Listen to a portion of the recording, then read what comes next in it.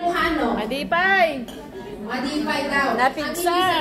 Pagod na ba tayo mga kapatid? Pagod na ba tayo? Madipay, gano'n. Isa sa mga pastor sabi niya, pagod na ako. Gusto ko na rin magpahinga. Gusto ko na rin umuwi. At magpurgod. Hallelujah! In God's perfect time, darating ang panahon. Amen. Praise the Lord! Ano po ang sabi po niya sa Matthew chapter 11 verse 28 to 30? Amen. Praise the Lord! Ang sabi po niya sa Matthew chapter 11 verse 28 to 30, lumapit kayo sa akin, kayong lahat na naghihirapan at lubhang nabibigatan sa inyong pasanin, at kayo'y bibigyan ko ng kapahingahan. Pagod na pagod ka na ba? Ito yung 11:28 and 29, sabi niya, pasanin niyo ang aking pamatok at matuto kayo sa akin, sapagkat ako'y maamo at may mababang loob. Makakatagpo kayo sa akin ng kapahingahan, sapagkat madaling dalhin ang aking pamatok at magaan ang pasaning ibibigay ko sa inyo. Hallelujah. Magaan ang pasanin. Pagod na po ba tayo? Maraming hindi umiimik, ibig sabihin pagod na. Manalangin po tayo. Hallelujah, Lord Jesus. Lord, ang pag-aaralan po namin ay ang aming kapaguran. Pero naniniwala po kami sa umagang ito, Panginoon. You will renew our strength, Lord Jesus. Dear Heavenly Father, ito po ang iyong lingkod, O Lord God. Itago mo po ako sa iyong likuran. Hayaan mo na ikaw ang magningning. Hayaan mo na magrema sa mga kapatiran ko, Panginoon, ang mga salitang ito na magre-remind po sa amin na kung kami napapagod, naririyan ka at handa, Panginoon, na magpagaan ng aming mga pasanin. Thank you, Father God. Their Holy Spirit, mauna ka po sa amin at hayaan mo, O Diyos, na maibsan at mawala ang aming kapaguran sa araw na ito. Thank you, Father God. We give you praise. We give you glory. In Jesus' name we pray. Amen. Hallelujah. Alam niyo po ba na habang ginagawa ko po the whole week po ito, actually hindi ko pa po alam na ako yung magtuturo, pero bakit ako nagkakahanda? Amen. Yun pala, sabi ko kay Sis Weng, ask mo si Pastora Carol kung okay na. Kahapon po yata or Thursday, hindi pa okay si Pastora Carol. Ang alam po namin, si Pastor Rodel, Pastor, enjoy ka dyan. Uuwi this day. Nag-send ng message, hindi pa po makaka-uwi sa linggong ito. Pero makakasama na natin next week. Amen. But praise the Lord. Sabi ko, Lord, paano ko tatapusin ito? Panay ang pahanda sa bahay. Panay ang bisita sa bahay. Dahil mamamanhikan ang side ni lalaki. Amen. So busy po ang iyong lingkod. Amen. And then, alam niyo po ba, nung gagawin ko na po ito ng Friday night, nung sisimulan ko na pong mag-outline, habang po sinisimulan ko po ito, hindi na po magkamayaw yung luha ko, yung uhog ko. Bakit? Sabi ko, Lord, ako to eh. Oh. Palakpakan daw natin ang Lord, sabi nga ni Kuya Eddie. Amen. Lord, ako ito eh. Yung nakakaramdam din ng pagod. Yung nakakaramdam din yung bang gusto mong umuwi, kapag nasa Pilipinas ka, may pinuntahan ka, gusto mo nang umuwi sa bahay nyo dahil gusto mo humilata. Dahil gusto mo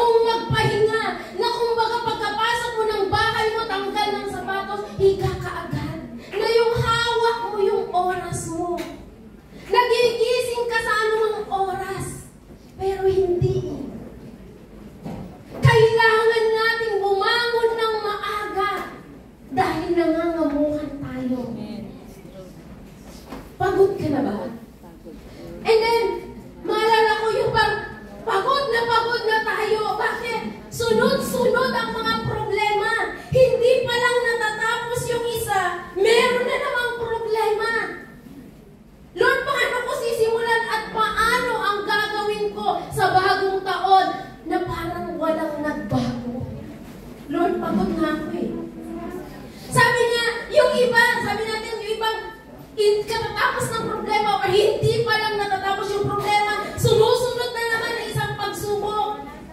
Yung mga hindi mo pa nabibigyan yung solusyon, pumapatong na naman yung isang pagsubok. Yung iniisip mo yung pamilya mo sa Pilipinas. Iniisip mo kung ano nga handaan nila ng bagong taon, nakalipas yung bagong taon. Iisipin mo kung anong matrikula ng mga anak mo. Iisipin mo kung kakain ba sila o hindi. Na nandoon na pagod ka na physically, pero nagsasakripisyo ka. Gustong-gusto mong bumili ng yung gustong-gusto mo, pero hindi mo mabili. Bakit? Iniisip mo, kapatid, yung mga iniwan mo sa Pilipinas. Tama ba na? Amen. Relate ako dito. Nung ako ay gumagawa dito, sabi ko, hindi ko na matapos-tapos. Lord, ako ito. Lord, ako ito. Na kung wala lang si Kristo, malamang ang ibang mga OFW, especially tayo mga OFW, marami nang nagpakamatay. Bakit sila nagpapakamatay? Bakit maraming mga Pilipinang nagpapakamatay? Bakit? Dahil pagod na sila. Marami pang utang, nalubog na sa utang. Bakit? Kasi gusto nila na magkaroon ng magandang buhay ang pamilya nila sa Pilipinas. Hindi nila naisip yung consequence ng ginawa nila. Pagod ka na ba? Hallelujah. Yes, napapagod tayo. Then ako mismo napapagod. Ang iba, naiisip po nila, pag may nakasalubong ka, hindi mo alam yung pinagdadaanan niya, kapatid. Hindi mo alam, nakangiti siya panlabas, pero deep inside, umiiyak siya. May mga time na pag pumasok tayo sa church, kilala mo siya na matapang. Kilala mo siya. Or kilala natin ang bawat isa na every Sunday nakangiti tayo. Every Sunday tayo yung nag-i-encourage. Every Sunday tayo na nagbibigay ng mga verses. Pero kapatid, beyond doon sa smile niya, beyond doon sa mga sinasabi niya, ini-encourage niya. Kapatid ko, minamahal, sa loob-loob niya, umiiyak siya. Pag pumasok siya, alam niyo mga kapatid, sa umagang ito, hindi ko alam kung ano ang kabigatan ninyo. Pero alam ko na ang bawat isa sa atin, meron at meron. Magkakaiba nga lang. Pero may pasahin ka. Pagod ka na ba? Anong sabi po ng ating pong Panginoon? Pag tayo'y napapagod, may tatlo lang tayo, mabilis lang po tayo. Sabi po niya, buti sana kung napapagod tayo, tulog lang. Amen. May mga time na gusto nating matulog, pero pagkagising mo, yun din. Amen. Pag may nakakasalamuha tayo, may nakakausap tayo, na nag-share sa atin ng Word of God, o nag-share sa atin na ganito yung problema ko. Minsan nasasabi mo na lang sa sarili mo, encourager na lang ba ako? Tagapayo na lang ba ako?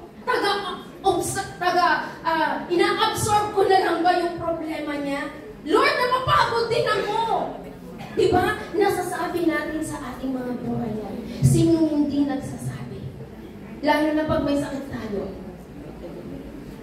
Ang buhay OFW ay napakahirap. Pag may sakit tayo, diba?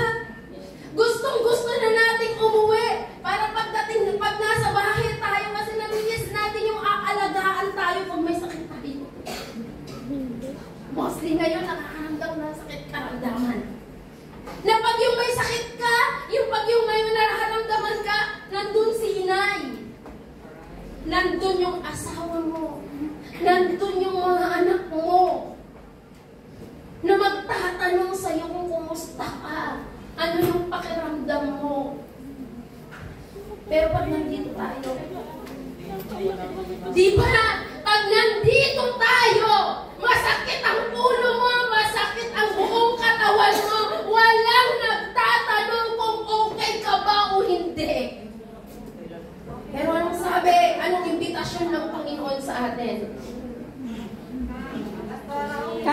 Dami. Anong sabi? Anong sabi ng ating pong Panginoon? Lumapit ka sa akin. Halika, imbitasyon, yumas. Napapagod ka? Nalulupaypay ka? Hindi mo alam na kung paano mo simulan yung buhay mo sa taong ito? Kapatid, napakasimple yung imbitasyon ng Panginoon. Lumapit ka sa Lord. Bibigyan ka niya ng kapahingahan. Hallelujah. Amen. Kung nung last, yung pong halublak, sabi natin pag empty yan, kaya hollow is empty, lagyan natin, ngayon naman, magpa-empty tayo sa Lord. Punong-puno ka na? Ano yung mga punong-puno dyan? Punong-puno yung kaisipan po natin ng takot, ng alalahanin, ng kung ano-ano na siyang nagbibigay ng kapaguran sa atin. Number one, you need to become empty. Lord, empty me. Or, be humble. Maalala niyo yung balo? Sa 2 Kings, chapter 4. Kung babasahin po natin yun. Yung balo, yung widow na ito, wala siyang asawa. Namatay. Namatay! Empty na, wala na silang iluluto. Napakaliit ng kanyang oil. Pero hindi siya nahiya na nagsabi kay Elijah.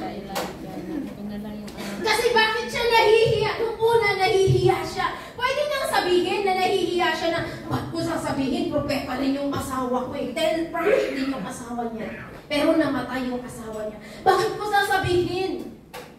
Propeta yung asawa ko, nahihiya siya. Pero anong ginawa ng balong ito? Ang ginawa niya, lumapit siya kay Elijah. Diba? Itong balo na ito, wala na. Pero anong sagot ni Elijah? Ano ang magagawa ko? Diba? Pero nung sinabi niya lahat kay Elijah, nag-overflow yung pagpapala ng oil sa kanya. Pwedeng gawin ng Lord sa buhay mo yan, kapatid. Kung punong-puno ka na, we need to become empty. Ano yung empty? Yung pong ibig sabihin doon, magpaka-humble po tayo. Aminin natin sa Lord. Aminin mo sa Lord. Aminin natin na tayo ay walang-wala na. Lord, pagod na ako. Lord, ubos na ako. Sinong nakapanood? Nung Katniel. Matagastas tayo. Si Katniel na sabi mo niya, House of Us.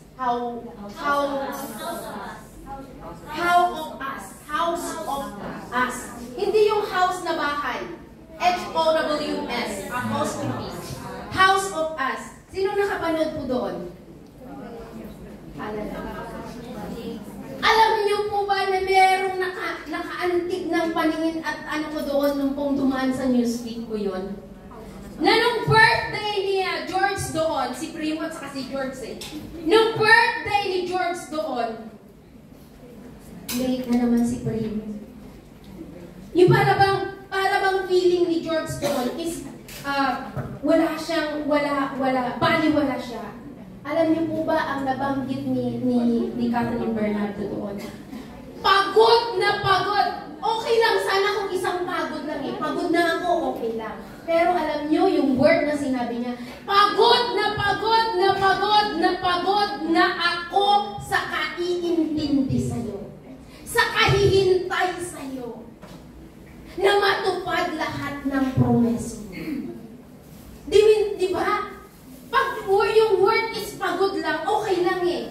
Pwede mo niyang ipahinga. Pero sa atin, pagod na pagod na pagod na pagod na tayo. Kailangan na natin magdiskarga. Kailangan na natin maging empty yung ating pong isipan, yung ating pong puso na matanggal yung mga nagkukos ng pagod natin. Be humble to the Lord. Aminin mo sa Lord. Hindi man masabi sa ating mga kapwa Kristiyano or hindi mo man masabi sa kaibigan mo, sa mga anak mo, yung mga dinadala mo dahil gusto mo, pag nakita ka nila, okay ka, kapatid, mag-discharge ka ubos na ako. At hayaan mo na habang ini-empty ka ng Panginoon, amen, habang nagdidiskarga ka ng mga pasan-pasanin mo, remember dito, ito kapatid, sabi po natin, na sa tingin po natin ay tila pinabayaan na ng Panginoon. Minsan nararamdaman natin yun, di ba? Na nandyan pa ba ang Diyos? Dahil ang sitwasyon na meron ka ngayon ay batid ng Diyos. Amen. Pag empty ka, pag gusto mong i-empty ka ng Lord, alam ng Lord yung sitwasyon mo. Hindi bulag ang Panginoon. Hindi namimili ang Panginoon ng titignan lang. Kundi pag tumingin ang Panginoon, lahat sa klaw ng Lord nakatingin sa ating lahat. Amen. Hallelujah.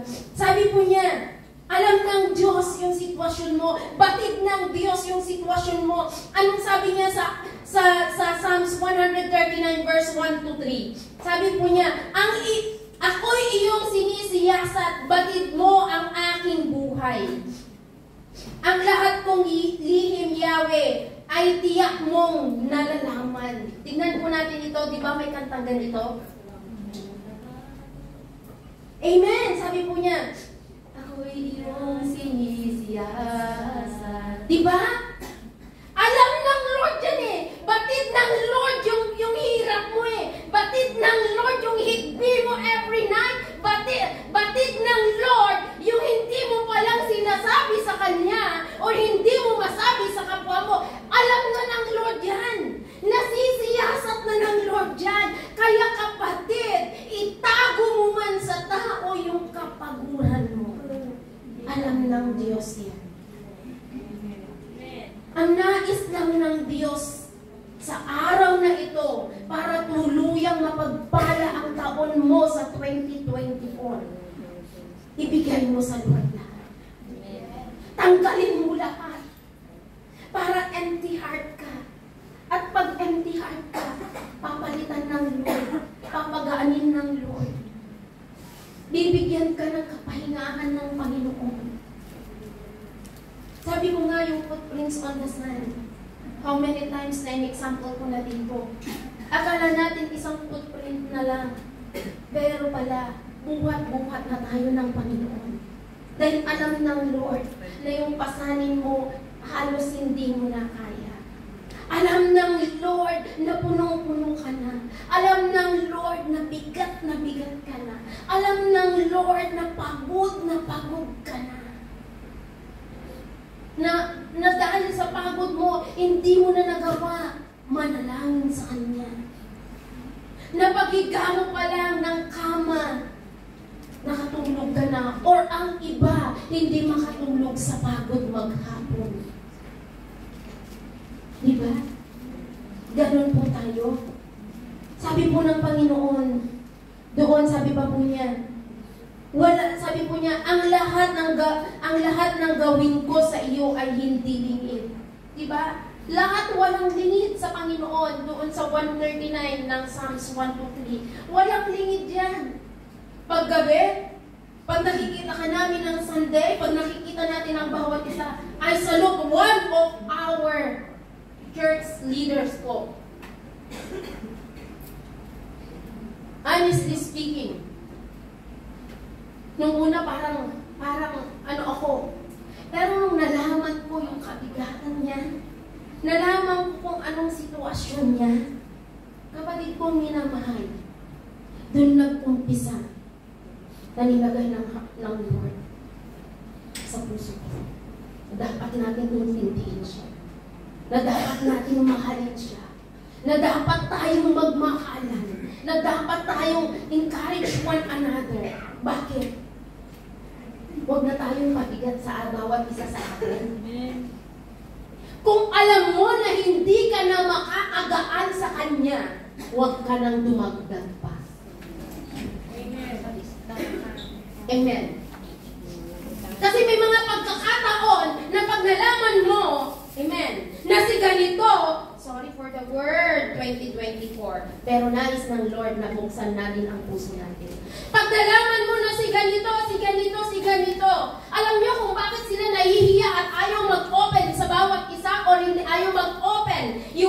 kapatid natin na ito or ayaw mag-open ng bawat isa sa atin? Bakit? Natatakot sila at nahihiya sila. Bakit? Laganap yun.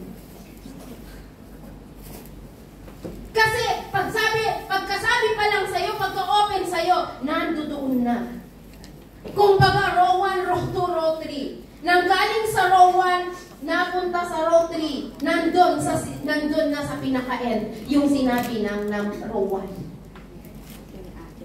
Kapatid kong minamahal, pag pinagsinabi po sa atin yung kanyang kabigatan, o sinabi niya sa inyo, sinabi sa akin, huwag na natin, alam niyo yung purpose nun, ipanalangin mo siya. Kung hindi ka kagaanan, wala kang magawa sa sitwasyon niya, huwag ka nang kadagdagan. Huwag mo nang dagdagan yung bigat niya. Baka ikaw pa ang maging dahilan ng kanyang pagkatumba. Amen. Empty me, Lord. Be humble.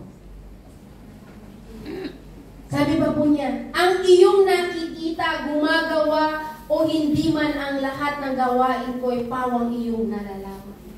Ano man ang gawin mo, walang nalilimit sa Diyos. Amen.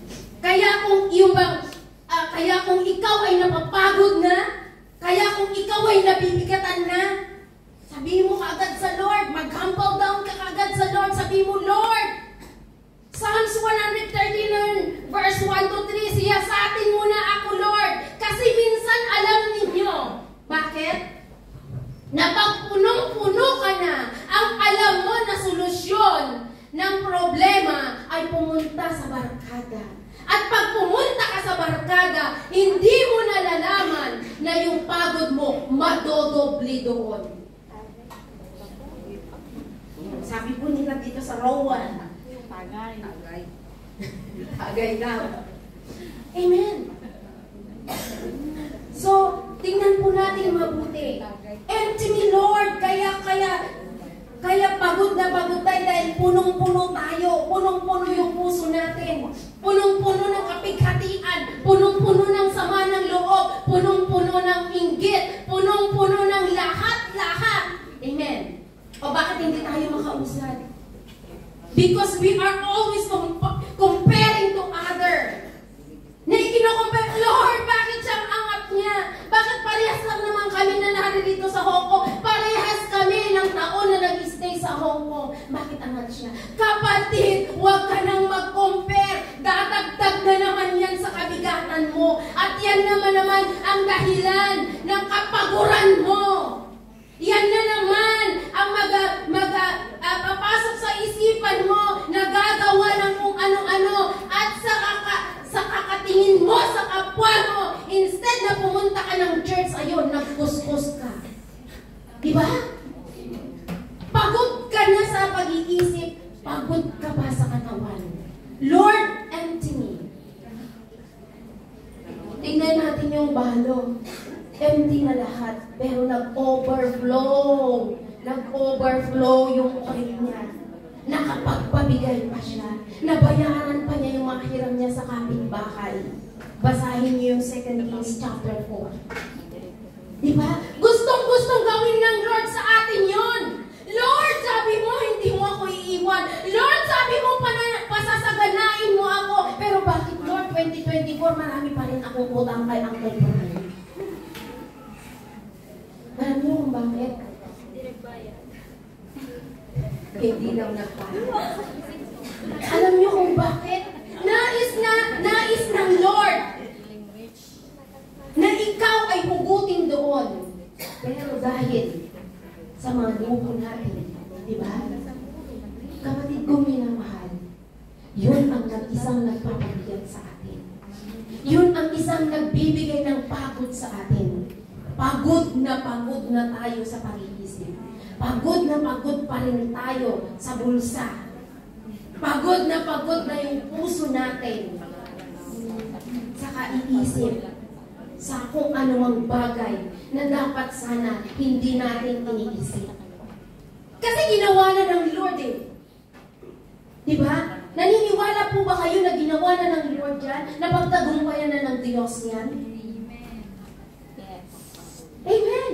Sabi niya doon sa krus ng Kalbaryo, Finish! Before siya nalagutan ng hininga, anong naging sinigaw niya? Hindi lang niya sinabing, but it is finished. Yan, nalagutan na siya ng hininga. No! Ang ginawa ng Panginoon, it is finished! Sabi niya, napagtagumpayan ko na mga anak yan. Ang gawin nyo na lamang, be humble. Mag-humble down kayo sa Lord. Pag nag-humble down na tayo sa Panginoon, at habang nag-humble down tayo, may ginagawa ang Lord. Lord, empty me. Palitan mo yung nasa puso ko. Palitan mo, pagaanin mo yung lahat ng iniisip ko upang sa ganun sa taong 2024. Gusto ko ng mapayapang buhay, masaganang buhay, masayang buhay. Diba? Yun naman ang nais natin. Amen. Amen. Minsan kasi sa atin, alalang-alala tayo at balisang-balisa tayo sa kalagayan at pangangailangan ng mga mahal natin sa buhay sa Pilipinas. Ano po ang sabi po niya? Ano po ang sabi po niya sa Mateo 6:26? Masdan ninyo mga ibon, hindi sila nagtatanim ni umaaniman o kaya'y nagtitipon sa kamalig. Ngunit pinapakain sila ng Ama na nasa langit. Hindi ba't higit kayong mahalaga kaysa sa ibon? Always remember, yan lang naman tayo nababalis eh. Yan lang naman ang nagpapabigat sa atin eh, yung mga iniwan natin sa Pilipinas. Pero hawakan natin. Humanap kayo, nasabi ko nga nung last Sunday, humanap kayo ng verse na hahawakan nyo ng isang taon. At paniwalaan nyo na gagawin ng Lord yun. Amen. Amen. Tingnan po natin dito. Kasi pagod, kaya tayo napapagod. Kaya tayo sobrang pagod na. Iniisip natin, balisang-balisa tayo doon sa mga iniwan natin sa Pilipinas. Amen. Hawakan mo yung Mateo 6:26. Ang mga ibon hindi nagtatanim, hindi umaani pero pinapakain ng Diyos ang mga nasa sa langit. Ikaw na napaka-precious mo. Ikaw na dinumihan niya ang kanyang kamay para lang ikaw ay magawa, para lang ikaw ay malikha niya. Always remember na He will provide all your needs. Amen. Hallelujah. So, ang gawin lang po natin, be humble. Amen. At magpaka-empty tayo sa Panginoon. At habang ginagawa po niya, tinatanggal niya lahat yung kapaguran natin, tinatanggal niya lahat yung mga excess baggage natin, tinatanggal niya yung mga nakalagay na backpack na nagpapabigat sa atin. Number 2, ang sabi po ng Panginoon, be repentant. Or sabi niya, clean me, Lord. Sabi niya, empty me, Lord.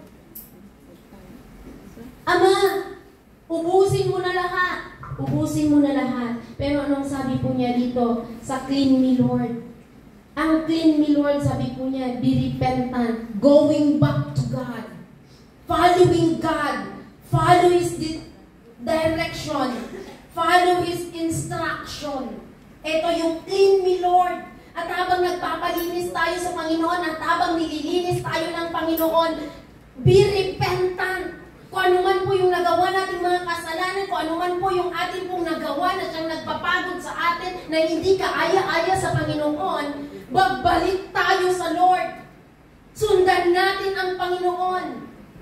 Sundan natin yung instruction na sinasabi niya sa atin. Sundan natin yung direction na sinasabi niya sa atin. Huwag tayong nakafocus sa problema. Huwag nating titigan yung problema. Sapagkat yung problema, pag tinitigan mo yan, inisip mo yan, ilagay mo sa puso yan, hindi mababago yan. Pero pag ikaw ay lumapit sa Panginoon, ikaw ay nagpalinis sa Lord, ikaw ay sinundan mo yung direksyon na nais ng Panginoon at yung instruction ng Panginoon, kapatid kong minamahal, ang problema na yan matatapos. Amen. Hallelujah. Matatapos yan. Pero pag tinitigan mo yan, umupo ka, magmukmuk ka, umiyak ka, na wala kang ginagawa, kapatid, walang mangyayari. Ang gawin mo, Panginoon, habang ako ay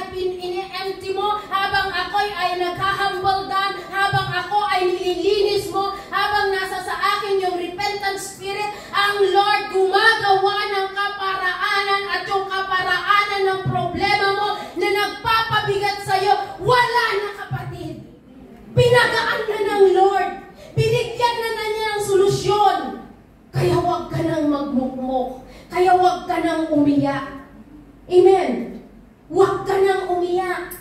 Kasi habang lumalapit tayo sa Panginoon, habang tayo ay nagre-repent sa Lord, anong sabi niya sa Luke 12:7?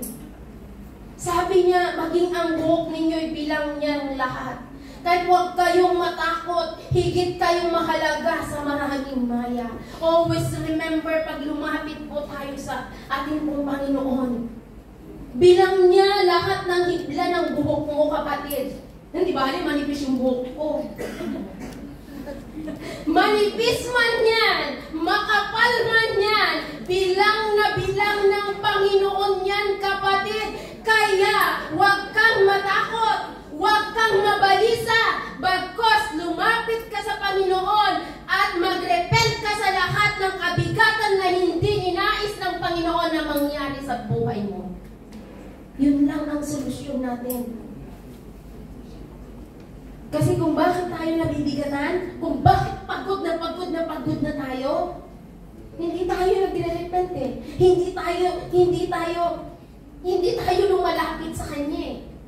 Hindi tayo nagpapalinis sa Lord eh. Bagkus ginagawa natin kung ano yung alam nating tama. Pag sinabi ng Lord na dito ka, dito ako.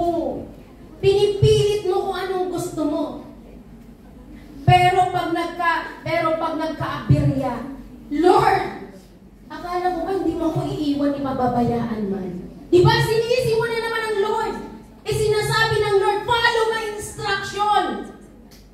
Pero hindi mo pinapalo yung instruction niya. Nakapokus ka doon sa tinititigan mo na siyang nagbibigay ng pagod sa'yo. Pagod na pagod ka na ba? Hallelujah. Kung nakakaramdam ka ng kapaguran, ng pagod ka na ba? Kapatid kong minamahal, anong sabi po niya? Doon po sa 1 Corinthians chapter 10:13. Sabi po niya doon. Anong sabi po niya sa 1 Corinthians? Sabi po niya, at huwag kang panghinaan ng loob sa mapagsubok na iyong dinadaranas ngayon. Huwag po tayong panghinaan. Mag-repent lang tayo sa Lord. Anong sabi po niya sa 1 Corinthians chapter 10:13?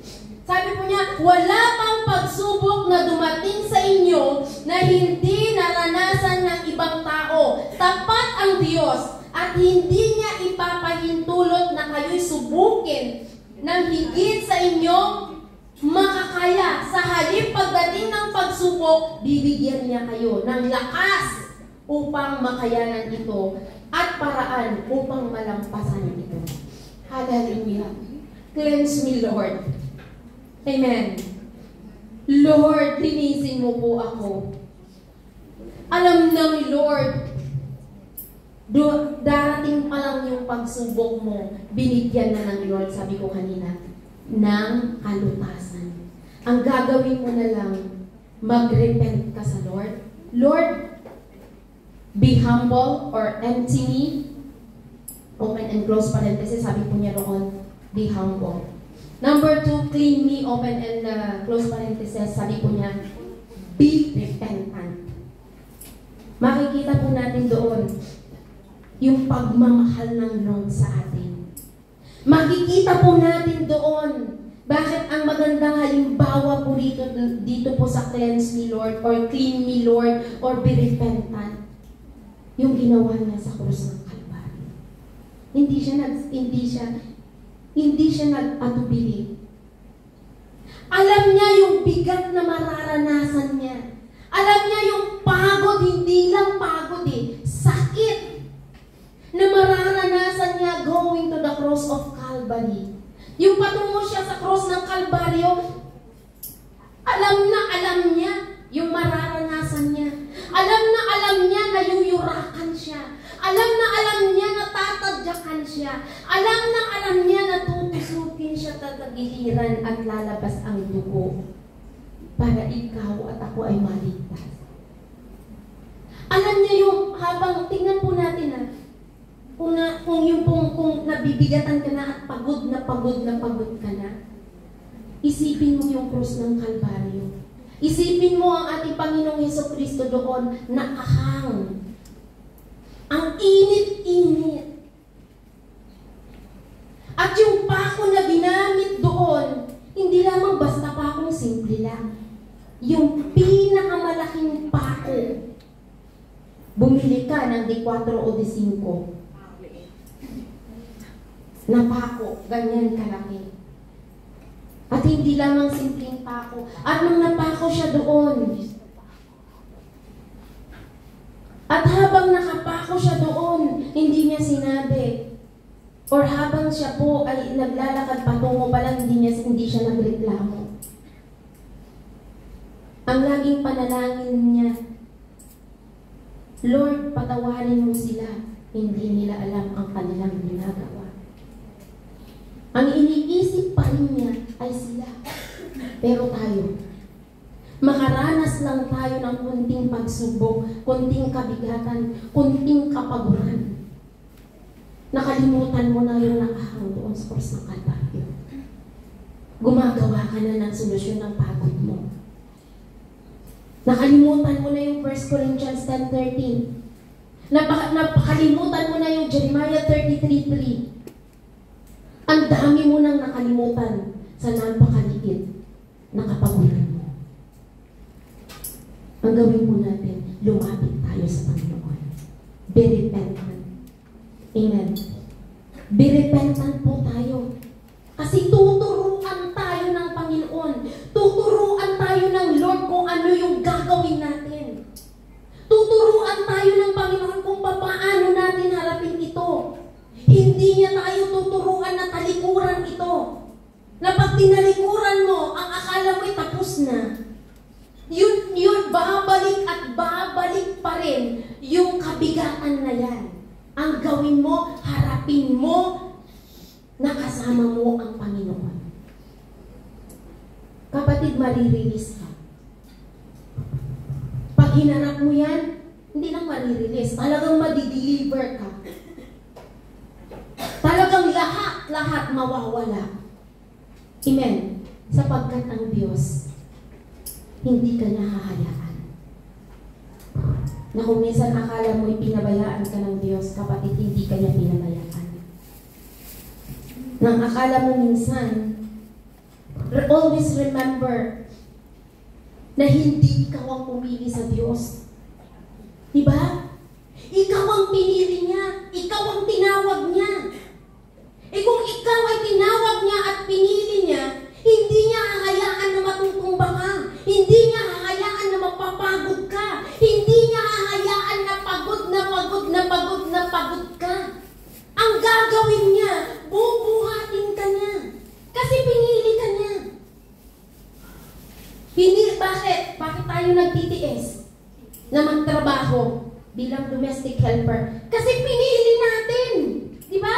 Pinili natin mga ibang bansa, kaya tayo nagtitiis. Na kahit minsan masakit yung balakang, masakit ang likod, masakit ang kalamnan, pero tinitiis natin kasi pinili natin magtrabaho rito at kumita ng pera para sa ating pamilya.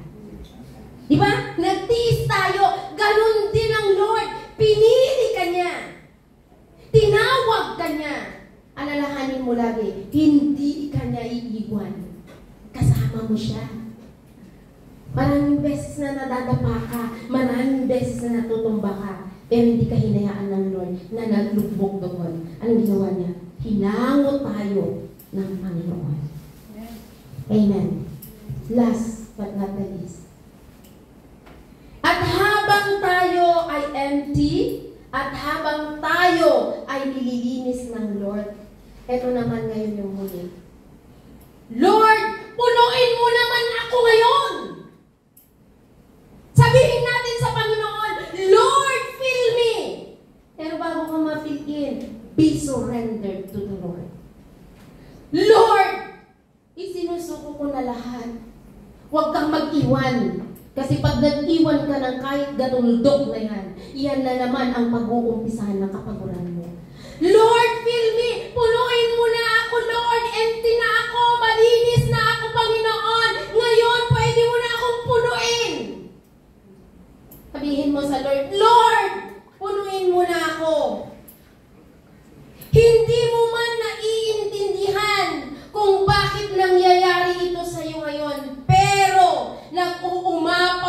pagpapala ng kapayapaan, ng pagmamahal, ng kagalakan na ibinibigay ng Diyos sa buhay mo. Amen.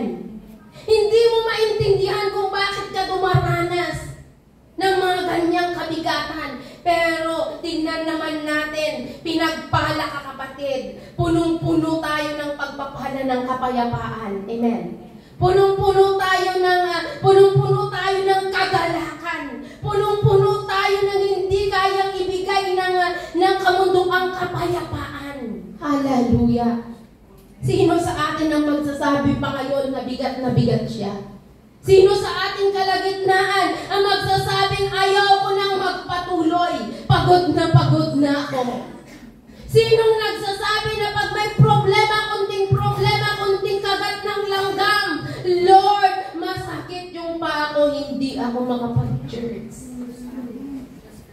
Lord, sabihin po natin, paano tayo ipipil ng Lord kung wala tayo at hindi tayo nagsosurrender sa Kanya? Kapatid kong minamahal, lagi kong sinasabi, offer what you have to God. Amen. Ipag sinirender mo sa Kanya ang lahat, i-offer mo naman sa Kanya ang lahat sa'yo. Pag empty ka na, pag cleanse ka na, pag nalinis ka na, ipipill in na lang ng Lord dyan. Did you still, maalala nyo po, pag gamitin po natin yung ating imahinasyon. May isang tubig dito na ang nasa loob niya ay itim. Pag binuhusan mo ng binuhusan ng tuloy, mawawala yung itim. At yung tubig na clear ang papasok doon sa baso, right? Ganon ang ginagawa ng Lord sa atin ngayon. Pagod ka na ba? John chapter 7 verse 38. Sabi po niya, whoever believes in me, as the scripture has said, out of his heart will flow rivers of living water. Mag-uumapaw yung pagpapala.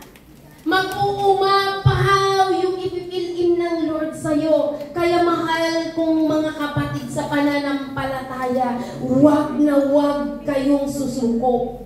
Huwag na huwag ninyong sasabihin na, Lord, pagod na ako at gusto ko nang sumuko. Pwede kang magpahinga. Huwag ka lang mawala sa Diyos. Pwede kang umupo. Pwede kang manalangin. Pwede kang umiyak sa Lord. Pwede kang lumuhod sa Lord. Yung mag-isa ka lang, napakagandang manalangin pag madaling araw. Bakit ka mo? Doon mo masasabi ang lahat. Doon mo sasabihin, Lord, pagod na ako. Lord, halos ayaw mo nang tumayo. Lord, parang gusto ko na lang na, kasi Sunday lang naman, Lord, yung pahinga namin eh. Minsan nagtatalo pa yung isipan mo dahil sa pagod mo. So, tama daw. Yes, totoo yun. Dahil naranasan ko yan. Nasabi ko nga minsan, pagod na ako, parang gusto ko na bumuli. Pagod na rin ako. Sabi ko. Pero alam nyo, nung habang ginagawa ko ito, ipinaalala ng Lord, how precious we are sa harapan ng Panginoon. Kaya kung ikaw ay napapagod, at gusto mo lang sumuko, lalo na't napakalayo mo sa mahal mo sa buhay, kapatid kong minamahal, laban lang. Isipin mo may goal ka pa. Isipin mo yung mga umaasa sa'yo. Isipin mo na makakatapos pa yung mga anak mo. Isipin mo na may magulang ka pa na umiinom ng gamot. Isipin mo na may asawa ka pa na nais mo na bigyan ng magandang bahay, magandang buhay. Amen.